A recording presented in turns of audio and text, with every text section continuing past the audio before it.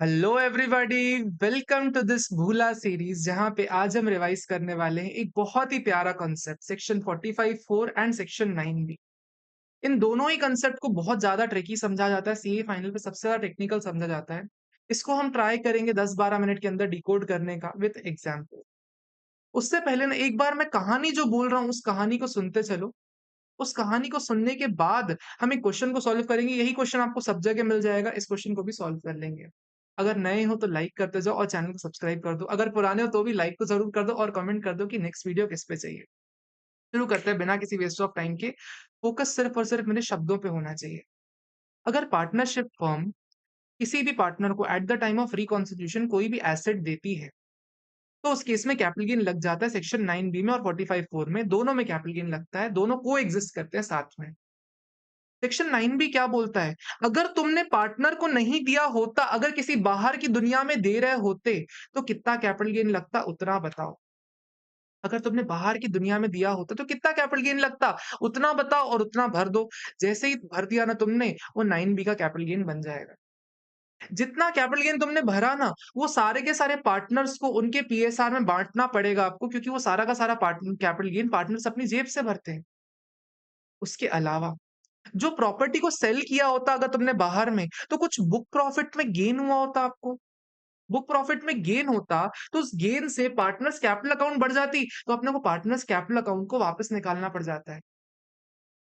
क्या किया मैंने? अगर बाहर वाले को बेचते तो कैपिटल गेन कितना आता वो ले लेते, उस कैपिटल गेन को मैं निकालता, पार्टनर्स कैपिटल अकाउंट में ले जाता, पार्टनर्स कैपिटल अकाउंट बढ़ जाता। जितना टैक्स पे किया उतना टैक्स पे करने से पार्टनर्स कैपिटल अकाउंट कम हो जाता। यानी जस्ट आफ्टर रिकॉन्सिलिएशन मेरी कैपिटल अकाउंट आ गई। वो कैपिटल अकाउंट मेरे को देखनी है उस पार्टनर की जिस जो पार्टनर रिटायर होके जा रहा है। अगर पार्टनर रिटायर हो रहा है और उसकी कैपिटल मान लो 40 लाख की है, after capital gain after tax, अगर 40 लाख की कैपिटल गेन हो रहा है, कैपिटल हो रही है और तुम उसको 60 लाख की कैपिटल 60 लाख का एसेट दे रहे हो, तो मतलब कुछ तो गड़बड़ है। 40 लाख की लायबिलिटी के बदले तुमने 60 लाख कैसे दे दिया? यानी सर अल्टीमेटली तुमको कुछ ना कुछ पार्टनर से फायदा मिला हुआ है। तो जो भी उसकी कैपिटल के ऊपर वाले बैलेंस पे तुम पेमेंट कर रहे हो ना, इस 40 लाख की कैपिटल के बदले तुम जो 60 लाख का एसेट दे रहे हो ना, यानी कुछ तुमको फायदा मिला हुआ है। उस फायदे पे गेन पे टैक्स भरो सेक्शन 45(4) में। कहानी यहाँ खत्म नहीं होती है। इस कॉन्सेप्ट में एक फंडामेंटल दिक्कत है, क्योंकि प्रॉपर्टी तो एक ही बार पार्टनर को गई, 2 बार टैक्स लग गया। प्रॉपर्टी तो पार्टनर को एक ही बार गई। आपने एक बार 9 बी में टैक्स लगा दिया ये बोल के कि अगर थर्ड पर्सन को बेचते तो इतना टैक्स लगता, और दूसरी बार ये बोल के टैक्स लगा रहे हो कि कैपिटल में कुछ फायदा हुआ होगा इसलिए आपने उस पे 45(4) में भी टैक्स लगा दिया। एक ही कंसेप्ट पे 2 बार टैक्स लग गया। तो क्या कहता है प्रोविजन? कहता है 45(4) में जितना भी आपने टैक्स भरा हुआ है ना, उस टैक्स को आप अभी तो भर दो, लेकिन जितना भी कैपिटल गेन हुआ है ना, उस कैपिटल गेन को निकालो। और निकालने के बाद क्या करना है? जो पार्टनर्स का रिकॉन्स्टिट्यूशन के टाइम पे जितने भी एसेट्स रीवैल्यू हो रहे हैं ना, उन रीवैल्यूड एसेट्स पे उनके रीवैल्यूएशन के प्रपोर्शन में सारा का सारा कैपिटल गेन अपोर्शन कर दो। जैसे ही अपोर्शन करोगे ना, फिर आगे चल के कभी भी अगर कोई कैपिटल एसेट बेच रहे हो ना, तो बेचते टाइम जितना भी कैपिटल गेन अपोर्शन किया हुआ है उसको माइनस करवा दिया जाएगा कैलकुलेटेड कैपिटल गेन से। रिवैल्यूएशन के पर्पस के लिए, सिर्फ और सिर्फ रिवैल्यूएशन के पर्पस के लिए अपने को देखना है, जितना भी short term capital assets revalued हो रहे हैं, तो उनपे जो भी कैपिटल गेन अपोर्शन होगा वो शॉर्ट टर्म होगा। गुडविल पे जो भी अपोर्शन हो रहा है वो सारा का सारा शॉर्ट टर्म होगा, और बाकी सारे के सारे एसेट्स पे जो भी apportion short term capital gain है वो डिपेंड करता है जो एसेट आपने ट्रांसफर किया। अगर वो लॉन्ग टर्म था तो लॉन्ग टर्म हो जाएगा, अगर वो एसेट का कैपिटल गेन शॉर्ट टर्म था तो शॉर्ट टर्म हो जाएगा। This was the concept of section 45(4) and 9 B. इसके लिए एक एग्जांपल है आपके सामने, स्टैंडर्ड एग्जांपल हर बुक में यही दिया हुआ है।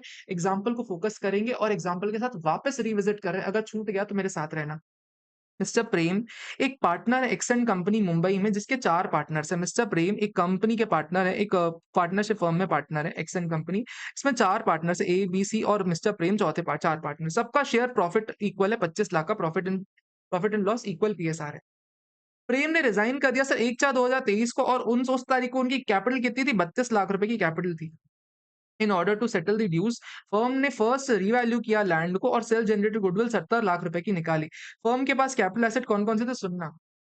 सर फर्म के पास पुणे की लैंड थी जो मार्च 2023 सॉरी जनवरी 2013 में खरीदी थी 15 लाख की, उसको रिवैल्यू करके 15 लाख पे लेके आ गए। नागपुर की लैंड थी 2015 में खरीदी थी 24 लाख 25 लाख 40 हजार की, और उसको कितने पे रिवैल्यू किया? 45 लाख पे रिवैल्यू किया। मुंबई की लैंड थी अपने पास 88 लाख की और उसको कितने पे रिवैल्यू किया? 250 पे रिवैल्यू किया और sir self generated goodwill sir 70 lakh रुपए पे रिवैल्यूएशन हुआ है। सर कोई दिक्कत नहीं। सर अप्रैल 2023 में एक्सेंट कंपनी ने ना नागपुर की लैंड दी। सर नागपुर की लैंड की कीमत कितनी है? सर 45 लाख रुपीस की लैंड दे दी।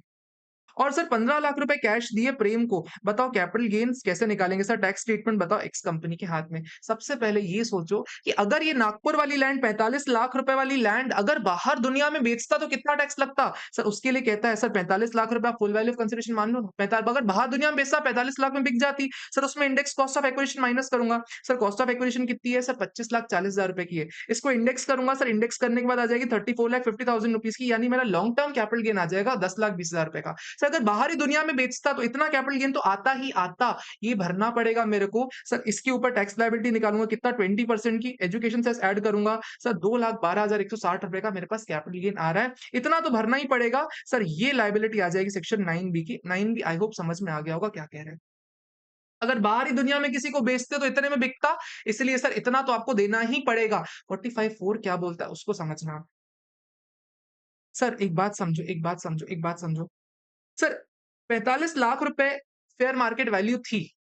45 लाख रुपए फेयर मार्केट वैल्यू थी उस प्रॉपर्टी की, 45 लाख रुपए में बिकती। लेकिन बुक वैल्यू कितनी थी सर? 25.4 लाख की तो थी कुल। बुक वैल्यू तो इतनी थी। एक बात बताओ, बुक वैल्यू तो सिर्फ इतनी थी।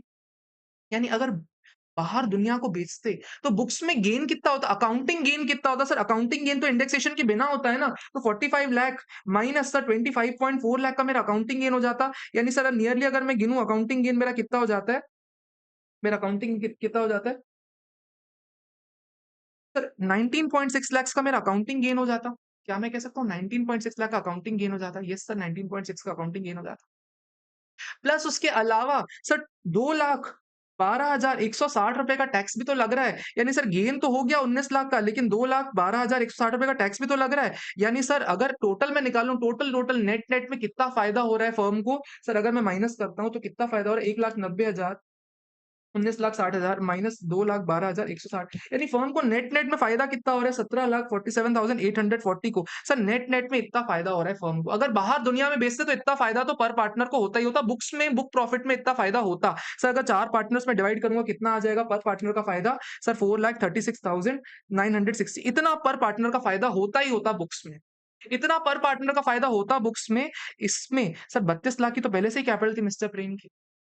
32 लाख तो पहले से ही कैपिटल थी मिस्टर प्रेम की। उसमें आपने कितना उसको फ़ायदा करवा दिया सर? 4,36,960 रुपए, 4,36,960 का आपने बेनिफिट करवा दिया। उसकी सर कैपिटल कितनी हो गई? 36,36,960 की उसकी कैपिटल हो गई।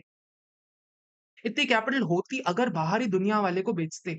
इसको ध्यान देना, बाहरी दुनिया वाले को बेचते तो इतना बेनिफिट हो जाता, इतनी कैपिटल आती उसकी। लेकिन प्रॉपर्टी तुमने मिस्टर प्रेम को दे रखी है। तुमने मिस्टर प्रेम को क्या दिया सर? 15 लाख रुपए कैश दे दिए। 45 लाख रुपीस का एसेट दे दिया। उसकी कैपिटल कितनी थी? कैपिटल थी 36 लाख रुपीस की। एक बात बताओ, 36 लाख की कैपिटल के बदले तुमने उसको 60 लाख के एसेट क्यों दिए? मतलब कुछ ना कुछ तो उसने तुमको फायदा दिलाया है। कुछ ना कुछ तो मिस्टर प्रेम ने तुमको फायदा दिलाया हुआ है। उस फायदे पे तुमको टैक्स भरना पड़ेगा। यानी जो 23 लाख का टैक्स, 23 लाख का जो कैपिटल गेन है ना, इस पे आपको टैक्स भरना पड़ जाएगा। सर टैक्स तो भरना पड़ा, लेकिन दिक्कत क्या हो गई? सर प्रॉपर्टी तो प्रेम को एक ही बार दी है ना। एक बार तो आपने मेरे से 2 लाख रुपए का टैक्स ले लिया। कैपिटल गेन एक बार डिक्लेयर किया आपने 10 लाख का, उस पे 2 लाख का टैक्स ले लिया। दोबारा 23 लाख का कैपिटल गेन डिक्लेयर कर रहे हो। सर इस पे 20% मेरे से वापस टैक्स लोगे। सर प्रॉपर्टी तो एक ही बार गई है, 2 बार टैक्स क्यों लोगे? फॉर दैट मैटर कहते हैं जितना भी सर, जितना भी कैपिटल गेन है ना आपका, ये जितना भी कैपिटल गेन है, इसको अपोर्शन करने वाले हैं। इसको अपोर्शन करने वाले कैसे? सर जितने भी एसेट्स रिवैल्यू हो रहे हैं ना, इधर देखो, इधर देखो, इधर देखो। सर पहला वाला ये वाला एसेट रिवैल्यू हो रहा है। कितना रिवैल्यू हो रहा है सर? 35 लाख का रिवैल्यूएशन इसमें हो रहा है। Sir land of Mumbai sir revalue हो रही है, इसमें कितना रिवैल्यूएशन हो रहा है? सर इतना रिवैल्यूएशन हो रहा है 162 का। और तीसरी गुडविल 0 थी, उसकी रिवैल्यूएशन हो रहा है 70। सर टोटैलिटी में 35 से बढ़ रहा है, ये 162 से बढ़ रहा है, ये 70 से बढ़ रहा है। यानी सर इस रेशियो में 35:162:70 के रेशियो में इस कैपिटल गेन को इन एसेट्स में अपोर्शन करने वाले हैं। सर इस अपॉर्चुनिटी कैपिटल गेन का करेंगे क्या? सुनना, इस अपॉर्चुनिटी कैपिटल गेन का करेंगे क्या? एक बार अपॉर्चुनिमेंट देखो कितना आ रहा है। फॉर एग्जांपल मैंने पुणे वाली लैंड थी, 15 लाख की बुक वैल्यू, 45 लाख 50 लाख रुपए का मेरा रिवैल्यूएशन हो रहा है। टोटल इंक्रीज 35 लाख का आ रहा है। सर 35 लाख से डिवाइड करूंगा, डिवाइडेड बाय 267, टोटलिटी में इतना आएगा। अपॉर्चुनिड कैपिटल गेन कितना आ गया? 3,09,000 का कैपिटल गेन आ गया। 3,09,000 का कैपिटल गेन आ गया। इस पॉइंट तक तो किसी को कोई दिक्कत नहीं होगी।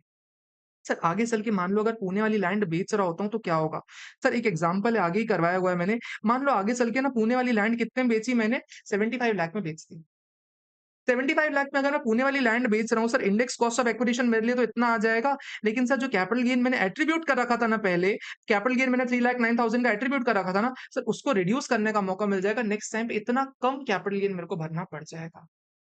क्या ये बात समझ में आ गई? आई होप आपको बहुत जल्दी तरीके से सेक्शन 45(4) समझ में आया होगा, सेक्शन 9 भी समझ में आया होगा। अगर नए हो सब्सक्राइब करते हुए जाना। एक बात और सुनो मेरी छोटी-सी बात, अगर अभी भी इस टॉपिक का इन डेप्थ कवरेज चाहिए ना, मेरा फास्ट ट्रैक बैच का लेक्चर नंबर 3 यूट्यूब पे डला हुआ है।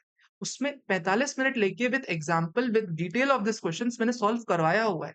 तो अगर आपको डेप्थ में चाहिए तो उस लेक्चर को भी रेफर कर सकते हो आप। अगर आपको इतने में समझ में आ जा रहा है, वेल एंड गुड, कोई दिक्कत नहीं। इतना अगर आपको बनता है तो आप आराम से क्वेश्चन को सॉल्व कर लोगे। क्या बात समझ में आती है? यस सर, अपने को समझ में आ जाती है। इसमें कोई भी दिक्कत नहीं आती। This concept is enough. Sir एक चीज़ का बस आपको ध्यान देना है कि अगर यही कोई अगर एओपी अपने मेंबर को कोई ऐसा एसेट देती है, तो सेम प्रोविजंस म्यूटेटिस म्यूटेंडिस लगने वाले हैं। आई होप आपको एक समझ में आया होगा इस वीडियो से एंड कुछ वैल्यू एडिशन हुआ होगा। See you guys in the next one. तब तक के लिए अच्छे से पढ़ते रहो with same energy, same enthusiasm and excitement.